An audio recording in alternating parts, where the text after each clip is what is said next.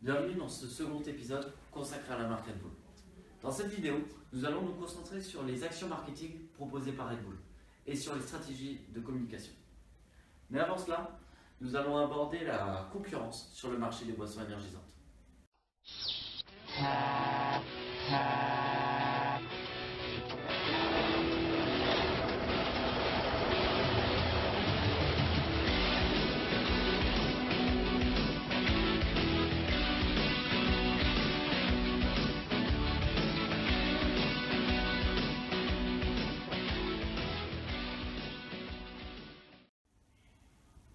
Et Sabine, tout le monde connaît Red Bull, mais est-ce que la marque a le monopole sur le marché?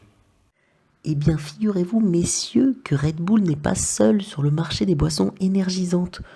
D'autres marques ont profité du succès de Red Bull pour se lancer. On retrouve donc Monster, Bird ou encore Dark Dog, et également des marques de distributeurs. Toutefois, selon une étude parue en 2012, Red Bull avait un large avantage sur ses concurrents puisqu'elle représentait alors 60% des parts de marché, quand Monster, classé deuxième, n'avait que 14% des parts. On peut dire que Red Bull est sur une autre planète.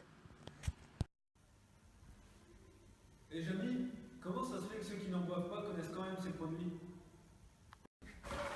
Il y a plusieurs raisons à ce succès. Ses actions marketing, son image de marque avec le logo, ses valeurs, mais aussi sa communication. Sa communication digitale par exemple. Sur Facebook, pas moins de 46 millions de fans. Sur Twitter, 2,1 millions. Et sur YouTube, pas moins de 6 millions.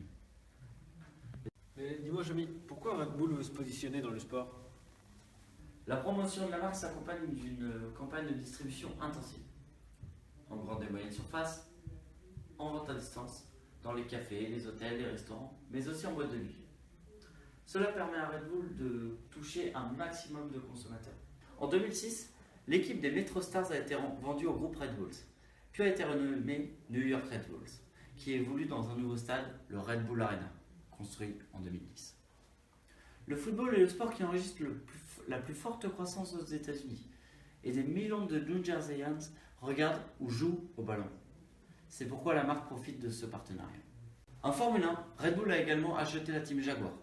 L'équipe autrichienne est devenue quadruple championne du monde depuis son rachat. La marque s'est aussi associée à d'autres acteurs tels que Tag Heuer ou GoPro.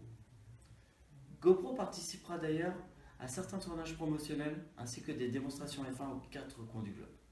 Cela pour créer du contenu spécifique pour les fans qui sera diffusé sur les réseaux sociaux.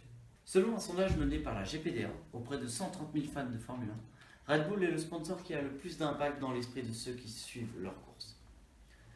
Lorsqu'on demande aux personnes interrogées dans 194 pays quelles sont les 5 premières marques qui leur viennent à l'esprit lorsqu'ils pensent à la F1, Red Bull est cité en premier dans 46% des cas, loin devant Shell avec 27% ou encore Marlboro avec 24%.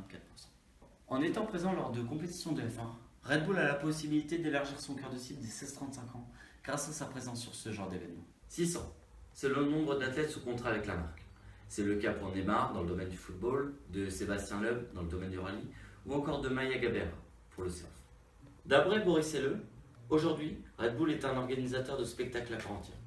Elle conçoit, finance et produit des événements sportifs auxquels participent des athlètes formés par la marque elle-même. Red Bull organise quelques événements, comme le Red Bull to Shoes. Il regroupe plus de 200 participants, garçons et filles, qui partent en sprint vers leur ski ou leur snowboard, pour ensuite descendre jusqu'au pied des pistes, où un after-ski les attend. En juin 2017, les G, en Haute-Savoie, accueilleront pour la deuxième fois la seule étape européenne du Festival international de VTT Crank-Rocks. Les meilleurs VTTistes de la planète s'affronteront pour l'épreuve de slopestyle.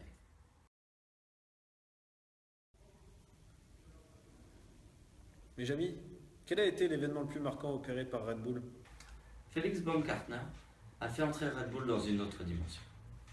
Quand on voit les impacts de son saut sur les réseaux sociaux, cela se chiffre à plus de 8 millions de vues en direct sur YouTube, 2000 tweets échangés par seconde, 29 000 partages, 21 600 j'aime, plus de 10 000 commentaires et 240 000 personnes continuent à suivre le compte Red Bull Stratos un mois après l'exploit.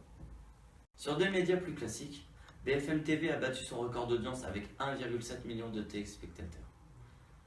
Red Bull entre bien dans un nouvel espace et écrit l'histoire. La marque montre et démontre qu'elle ne fait pas comme les autres pour vendre ses produits. Car pour elle, il faut que chaque vente entraîne un rêve, une expérience. La marque utilise les réseaux sociaux les plus suivis par son cœur de cible. Elle les alimente de contenus exclusifs quotidiennement.